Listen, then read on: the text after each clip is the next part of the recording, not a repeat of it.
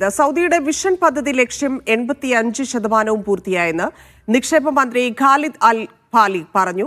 ആഗോള കുത്തക കമ്പനികളുടെ റീജിയണൽ ആസ്ഥാനങ്ങൾ സൗദിയിലേക്ക് മാറ്റുന്ന പദ്ധതിയിൽ ഇതുവരെയായി 675 കമ്പനികൾ ഭാഗവാക്കായെന്നും മന്ത്രി പറഞ്ഞു.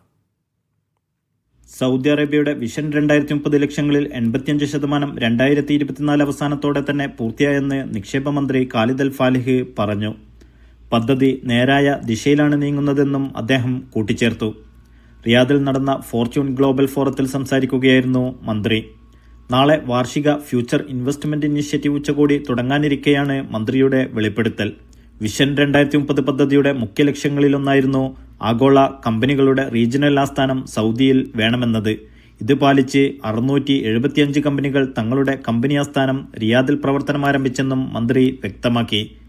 എണ്ണയെ ആശ്രയിച്ചുള്ള സൗദിയുടെ സമ്പദ് വ്യവസ്ഥയെ അതിൽ നിന്നും മുക്തമാക്കുക, രാജ്യത്തെയും ജനങ്ങളെയും ആധുനികവൽക്കരിക്കുക, ആഗോള നിക്ഷേപ ടൂറിസം കേന്ദ്രമാക്കി സൗദിയെ മാറ്റുക എന്നിവയും പദ്ധതിയുടെ ലക്ഷ്യങ്ങളാണ്.